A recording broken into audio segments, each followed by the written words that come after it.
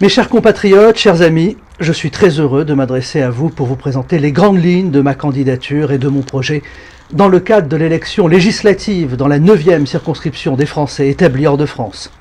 Au cours des prochaines semaines, je vous présenterai un rendez-vous régulier afin de vous présenter plus en détail mon projet et mes engagements dans le cadre de ce nouveau mandat de député. D'ores et déjà, je souhaite insister sur l'importance que vous devez accorder à cette élection. Pour la première fois, les Français de l'étranger vont élire 11 représentants à l'Assemblée nationale afin de porter votre message, vous écouter et agir pour que les Français établis hors de France ne soient plus considérés comme des citoyens à part de la République. La question qui vous est posée est extrêmement importante car il s'agit d'élire votre représentant à l'Assemblée nationale, votre député qui sera un député de la nation et aussi votre porte-parole. Faites le choix d'une personne libre, indépendante, compétente, légitime et respectée, qui saura, mieux que quiconque, défendre vos intérêts et être proche de vous, à votre écoute. D'abord, ne vous laissez pas abuser par les sirènes des promesses électorales et des engagements sans lendemain ou sans rapport réel avec la fonction de parlementaire. Ces nouveaux parlementaires qui arriveront à l'Assemblée nationale, représentant les Français de l'étranger, seront particulièrement observés et leur attitude, leur travail à l'Assemblée et auprès de vous sera déterminante pour la crédibilité de cette nouvelle fonction. Tout cela ne dépend que de vous. Certains ont critiqué l'idée d'élire des députés représentant les Français de l'étranger au prétexte que vous n'étiez pas des citoyens de la République comme les autres. Non, vous n'êtes pas à part. Ou parce que ces députés ne seraient pas capables d'être efficaces puisque leur circonscription est en dehors du territoire national. Il vous appartient maintenant de leur montrer qu'ils se sont trompés. Je souhaite vraiment mettre en exergue la situation suivante. Pour la première fois, un député de la République sera le représentant de citoyens français qui vivent hors du territoire national. Cette précision est loin d'être anecdotique, car il faut admettre clairement que le député élu n'aura aucun pouvoir, sinon une influence que les États amis voudront bien lui reconnaître, dans leur circonscription.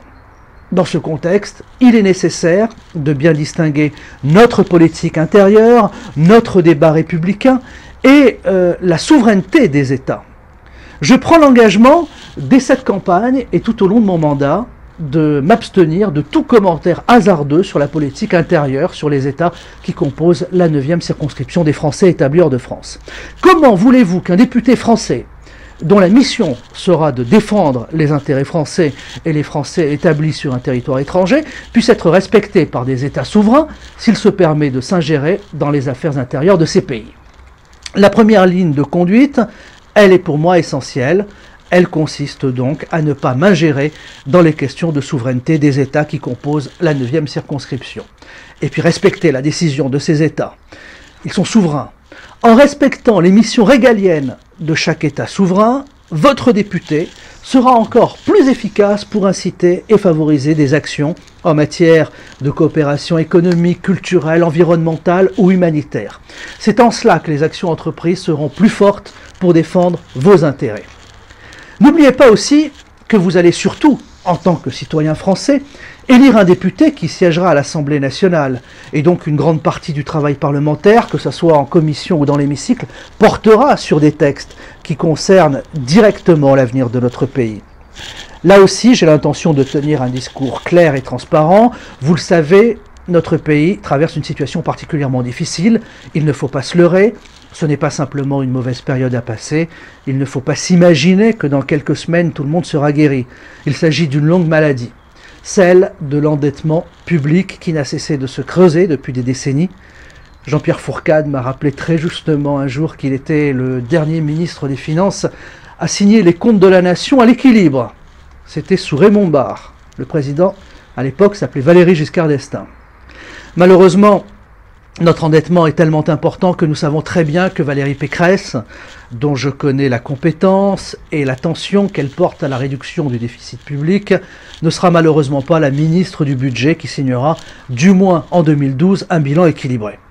Si je vous dis cela, c'est aussi pour vous convaincre que les promesses démagogiques et irréalistes ne sont pas à l'ordre du jour. J'appartiens à une génération qui sait qu'elle devra consentir de nombreux efforts et que ces efforts devront être partagés par tous, qu'on le veuille ou non. Dans ce contexte, on entend timidement à l'UMP, fortement au Parti socialiste, des voix pour demander la création d'un impôt ciblant les Français établis hors de France. Sur ce point, il n'est pas question de transiger.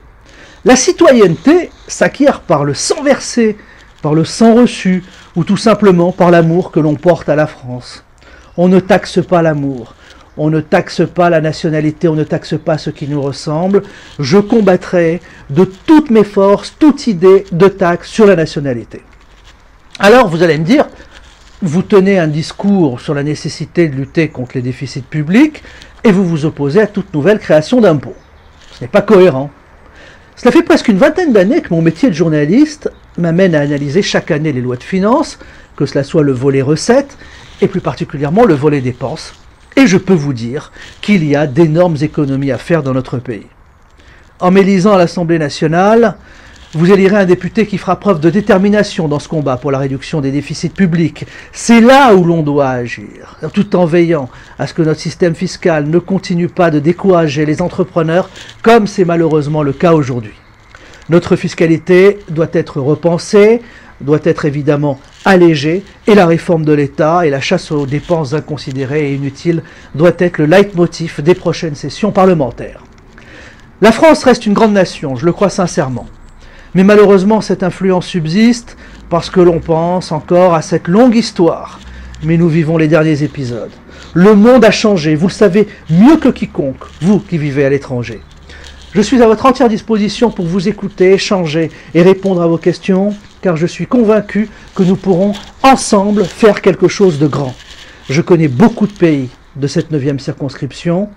Je suis né à Casablanca, ma mère est née à Marrakech, toute ma famille a vécu en Afrique, et je connais la vie de ce que l'on pourrait appeler une classe moyenne des Français établis hors de France, qui sont loin d'être des nantis, comme certains tentent de le caricaturer. Je sais aussi que les entrepreneurs font preuve d'audace, de créativité, et fournissent de nombreux efforts pour développer leur entreprise, seuls ou avec des associés locaux. Cette circonscription, je l'ai dans la peau. J'ai atterri dans de très nombreux aéroports dans le monde, mais lorsque je descends de la passerelle de l'avion à l'aéroport Mohamed V de Casablanca, je ressens quelque chose d'unique, qui fait que même si j'étais aveugle et que l'on ne m'aurait rien dit, je sentirais immédiatement que je suis à Casablanca. Je connais chaque rue de Casablanca pour les avoir sillonnées à pied ou en vélo pendant des années, le boulevard Zertouni, j'ai vu sa métamorphose, le quartier du Marif, et puis je connais encore chaque pâté de maison de la rue Mostafa El Mani en allant vers Mère Sultan. Mon premier argent de poche, j'allais le dépenser chez le disquaire, aujourd'hui disparu évidemment, puisque les 45 tours et les 33 tours n'existent plus. J'allais le dépenser chez le disquaire qui se trouve à l'angle de la rue Mostafa El Mani et du carrefour de Mère Sultan. Alors peut-être que certains s'en souviennent encore.